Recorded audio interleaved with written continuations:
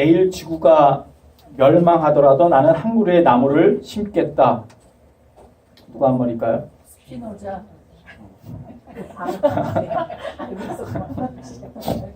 공부 열심히 했기 때문에. 이게 스피노자가 한 말이라고 알려져 있는데, 근데 이 말이 그 종교개혁을 한 마틴 루터의 그 생가에 가면 그 집 앞에 비석에 이 말이 새겨져 있다고 합니다. 그래서 스피노자가 한 말이라고 그렇게들 알려져 있지만, 이 마틴 루터가 스피노자보다 150년 전의 사람이기 때문에 사실 마틴 루터가 한 말이라고들 또 얘기하는 분이 계세요. 내일 지구가 멸망하더라도 나는 한 그루의 나무를 심겠다라는 그런 말은 내일 지구가 멸망한다 할지라도 오늘 내게 맡겨준 일을 최선을 다해서 하겠다라는 그런 말입니다. 제가 미국에 들어와서 2011년도에 일본에서 큰 지진이 나고 또 그걸로 인해서 쓰나미가 오고 또 일본 원전에 사고가 나고 그래서 이 캘리포니아 땅에도 지진이 날 것이다라는 그러한 두려움들이 이렇게 굉장히 만연해 있었어요. 그래서 어떤 교회들은 다른 주로 이사한 교회도 있어요. 뭐 사실인지는 확인되지 않지만 들리는 소문에 그렇습니다. 그리고 또 이 캘리포니아도 많이 이렇게 떠났다고 그러면서 또 그 지진이 이제 해변가에서 이렇게 쓰나미가 오니까 해변가에 살던 사람들은 이쪽 내륙으로 이렇게 이사를 와야 된다. 거기 있으면 쓰나미가 다 덮친다. 뭐 그런 이야기도 있었고요.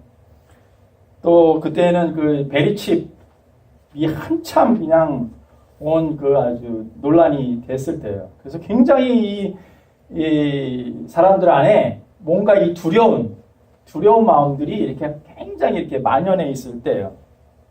그래서 내가 미국에 온 지 얼마 안 됐기 때문에 야, 좀 심하다. 그런 생각을 하게 됐어요. 뭐 영적으로 좀 둔해도 문제지만 또 영적으로 너무 센시티브 해가지고 너무 빨리 반응을 해도 굉장히 문제가 되겠다. 그런 생각을 했었습니다. 여러분, 종말적인 그러한 신앙을 살아간다 하는 것은 내일 지구가 멸망하더라도 내가 오늘 나에게 맡겨준 일을 최선을 다하면서 살겠다라는 그러한 삶이죠. 여러분, 주님이 언제 다시 오실지 아무도 몰라요. 성경은 그때와 그 시는 아무도 모른다고 얘기를 했습니다.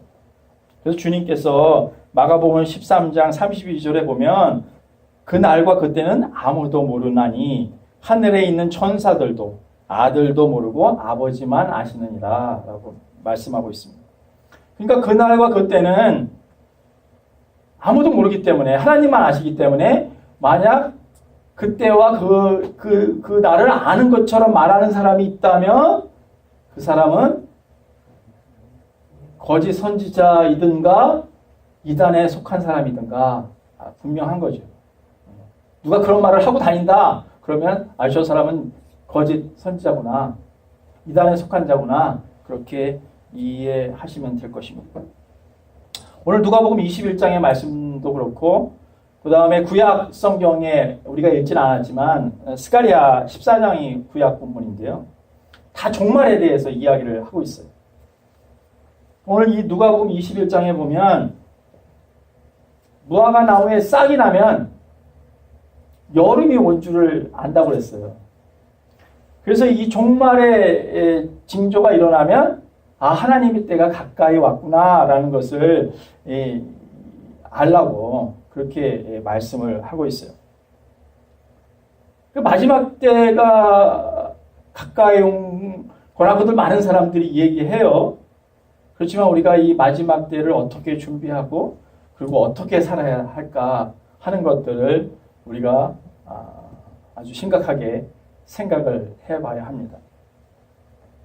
여러분은 어떻게 이 종말의 때를 준비하고 사십니까?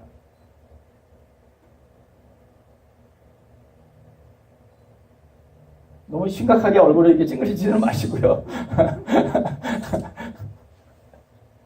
오늘 본문 말씀을 통해서 어떻게 준비하며 살아야 되는가 하는 것들을 나누고자 합니다. 28절에 보면 이런 일이 되기를 시작하거든 일어나 머리를 들라 너희 속량이 가까웠느니라 하시더라 말씀하고 있어요. 일어나 머리를 들라 말씀하시죠. 그러니까 정말에 두려움, 어떤 그런 두려움이나 어떤 그런 공포심을 가지고 그렇게 살아가는 게 아니라 머리를 들라 기쁨과 확신을 가지고 그렇게 살아라라는 말씀이죠. 그러니까 예수님께서 재림하시는 날이 심판의 날이 된다는 것은 다 알고 있습니다. 그러니까 심판의 날이 믿는 자에게는 심판의 날이 아니라 구원의 날이 되는 것이죠. 할렐루야. 왜 그렇습니까? 오늘 말씀처럼 예수님께서 우리의 모든 죄를 속량하셨기 때문이다. 그렇기 때문에 우리 크리스찬들은 이 종물의 때를 기다리면서 정말 기쁨과 확신을 가지고 그렇게 살아야 하는 것이죠. 그 다음에 이 머리를 들라는 말씀은 무슨 말씀일까 생각해 보니까 머리를 들고 다시 오실 주님, 그 주님을 바라보고 살아라 라는 말씀일 것입니다.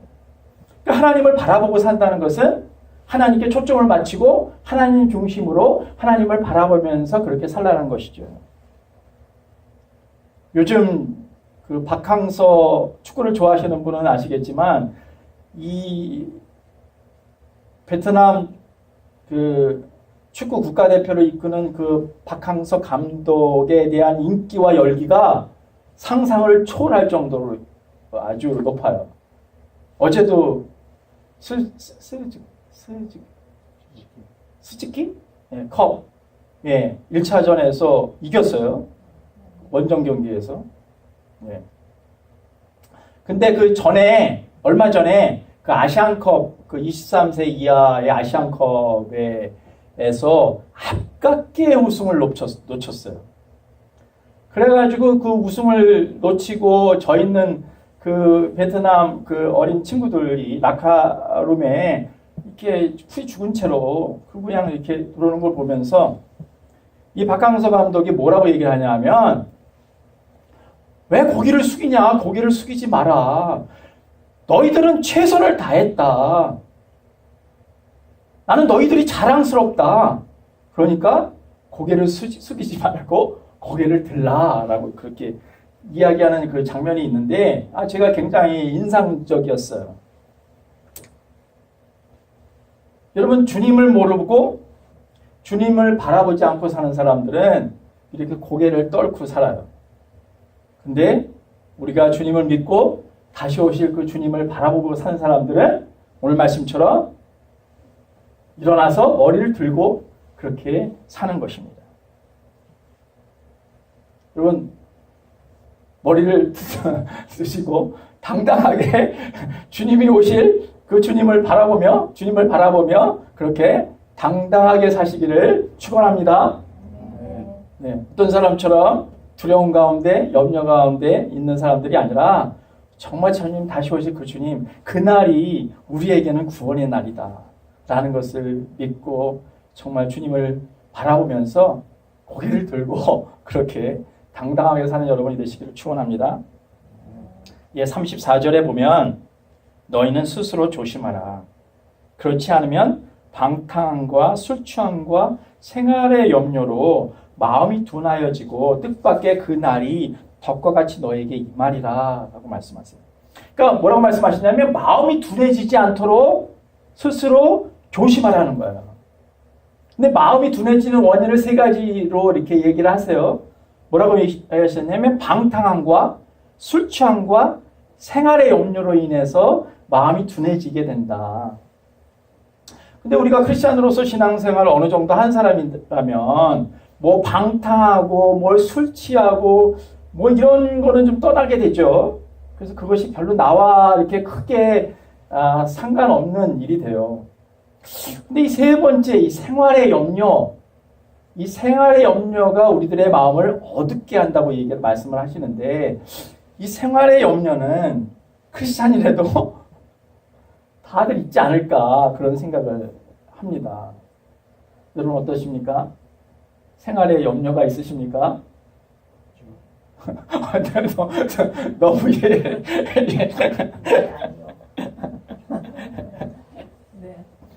생활에 염려가 없는 사람은 없을 거예요.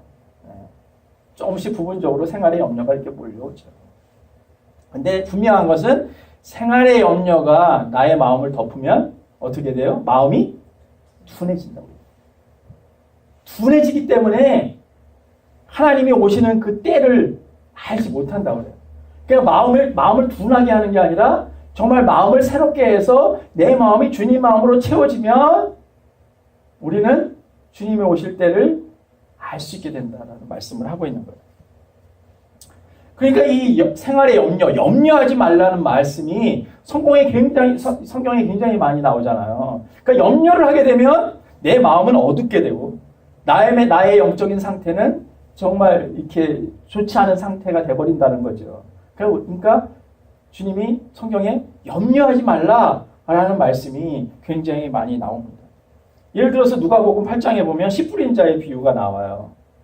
근데 가시떨기에 떨어진 그 씨가 뿌리를 내리지 못하고 열매를 맺지 못하는데 그 원인이 뭐냐 하면 세상의 염려 때문에 그렇다라고 주님이 설명하시죠. 그리고 마태복음 6장 25절에 보면 우리들에게 무엇을 먹을까, 무엇을 마실까, 무엇을 입을까 걱정하지 마라. 이는 너에게 있어야 될 줄 하나님이 아신다. 그러니까 너희는 먼저 그의 나라와 그의 의를 구하라 라고 말씀을 하세요. 그러니까 주님께서도 이 염려라는 것이 얼마나 우리의 마음을 어둡게 하는지를 아시고 계신 거예요. 그러니까 우리에게 염려하지 말라, 염려하지 말라, 염려하지 말라 강조하고 계신 것이죠. 여러분에게는 어떤 염려가 있으십니까? 생활의 염려가 있고 또 어떤 다른 염려가 있으세요? 저에게는 어떤 염려가 있을까 한번 생각해 봤어요. 요즘 나에게는 어떤 염려가 있을까? 저에게는 지금 교회가 좀 새신자도 오고 뭔가 이게 역동적으로 막 이렇게 움직여야 되는데 그렇지 못하고 그냥 새신자가 이렇게 오지 않고 이렇게 약간 좀 정체된 느낌이 드니까 이거 왜 이렇지? 이러면 안 되는데 하고 이렇게 약간 염려가 들어오는 거예요. 그 요즘에 이렇게 제가 허리도 아프고 그러다 보니까 이거 지금 나이에 이 정도면 나 70대고 80대면 나 이거 어떻게 내 몸 상태가 이거 어떻게 되는 거지? 혹시나 내가 더 이렇게 몸이 안 좋아져가지고 우리 가족들에게 염려를 끼치고 피해를 주면 이걸 이렇게 되면 안 되는데 하는 그런 염려가 문득 들어온다라는 거예요. 근데 오늘 말씀을 이렇게 묵상하고 생각해 보면서 주님은 염려가 우리의 마음을 어둡게 만드는 거다라고 말씀하시는데 그 말씀이 저에게 그냥 이렇게 팍 와닿더라고요.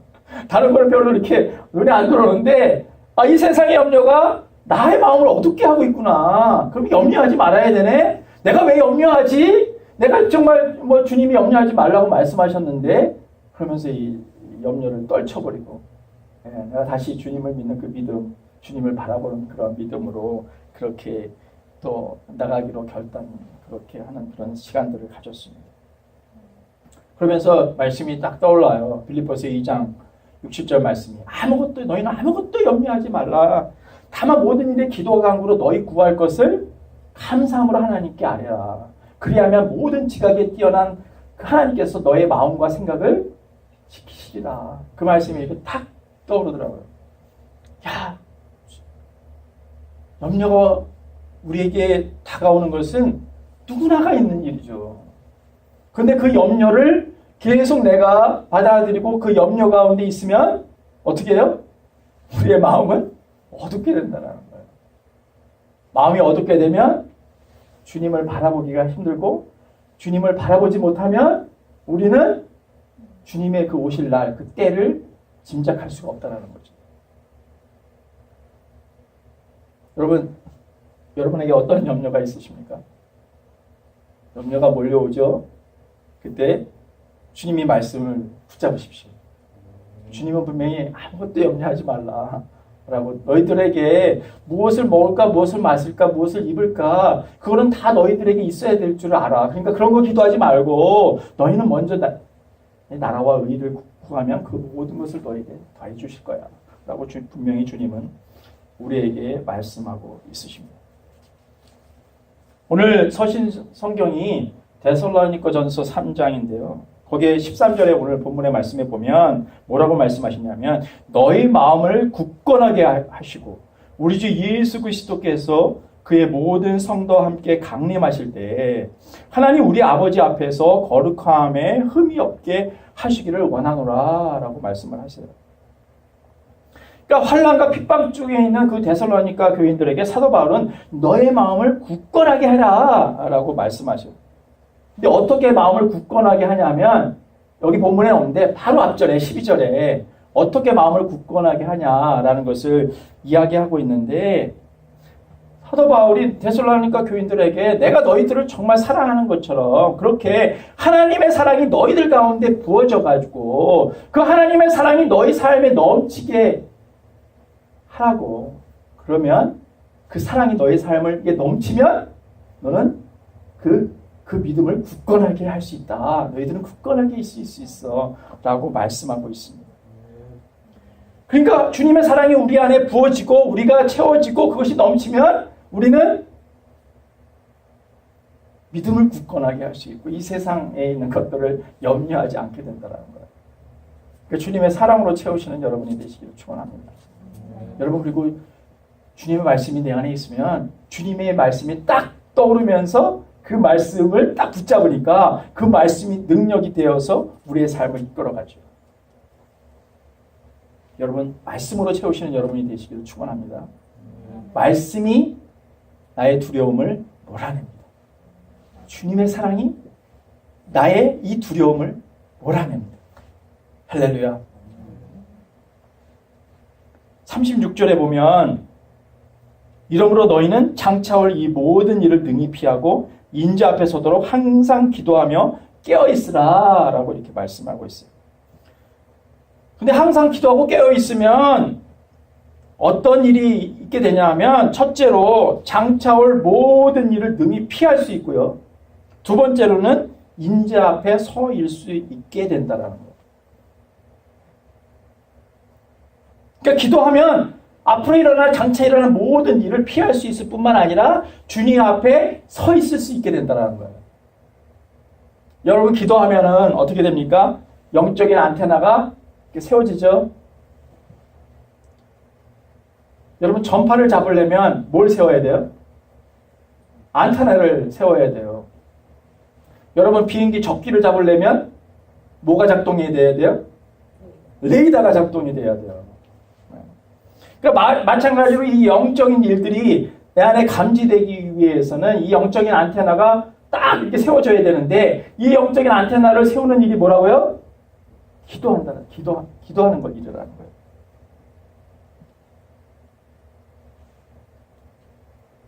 지난 그 화요일 날 저희 가족들이 다 모여가지고 가정 예배를 드렸어요. 그래서 오늘 그 누가복음 21장 본문을 가지고 묵상 나눔을 했습니다. 근데 우리 은성이가 여기 지금 자리에 없는데, 이 오늘 본문을 이렇게 묵상하면서 같이 나누면서 이 무화과 나무에 싹이 나면 여름이 가까이 온 줄을 알라라고 말씀을 하는데, 그 말씀을 이렇게 생각해 보면서, 그러니까 엄마 아빠는 늘 이 거실에 앉아가지고 이 밖에 이 자연을 쳐다보고 있고 바라보고 있으면서, 이게 꽃이 피는지, 정말 이게 새싹이 나오는지, 새들이 와서 물을 먹는지, 그리고 거기서 목욕을 하거든요. 이렇게 조그만 이렇게 단지를 놓는데 거기서 새들이 목욕을 해요. 목욕을 하는지 다 안다라는 거예요. 근데 자기네들은 식탁에 똑같이 앉아 있어도 밖을 쳐다보지도 않고 바라보지도 않기 때문에 이게 꽃이 피는지 싹이 나는지 새들이 와서 물을 먹는지 모르겠다라는 거예요. 마찬가지로 주님께 관심을 기울이고 주님을 바라보고 있으면 하나님이 때가 가까이 오는지를 알게 된다는 거예요. 마치 엄마 아빠가 야 오늘 새가 와가지고 우리 거기서 목욕하고 갔어, 꽃이 폈어, 그러는 걸 알려주듯이 하나님의 때가 가까이 온 줄을 정말 그렇게 하나님을 바라보고 기도하고 있으면 정말 알 수 있게 된다라는 것을 이렇게 나눔을 했어요. 여러분 그런 것 같아요. 그러니까 하나님께 관심을 가지고 또 기도하고 하나님을 늘 바라보고 있으면 이 하나님의 가까이 온 거를 영적인 안테나가 딱 세워져 있기 때문에 아는 거예요. 그냥 감지하는 거예요. 근데 기도하지 않고 관심이 없으니까 그냥 모르는 거예요. 예, 그런 게 이루어져도 그냥 지나치고 그냥 하는 거예요. 제가 어제 그제 이틀 동안 그 뮤레타 그 핫스프링의 그 수양관에 그 이틀 동안 그 오리지널 디자인이라는 그런 그 세미나를 섬기기 위해서 갔다 왔어요. 한 교회에서 한 80% 이상이 참석했다고 그래요. 근데 한 100명 가까이. 그리고 또 다른 뭐 아는 분들이 지인이 와서 참석하니까 거의 한 120명 가까이 되더라고요. 그래서 저는 핫스프링이니까 온천이니까 교회에서 좀 사역하고 좀 가서 좀 온천에 가가지고 허리도 신청치 않은데 가서 좀 온천도 좀 하고 쉬었다가 오겠구나. 참 그래도 좋네. 그러고 나서 이제 갔어요. 근데 웬걸 단 10분도 여유가 없어요.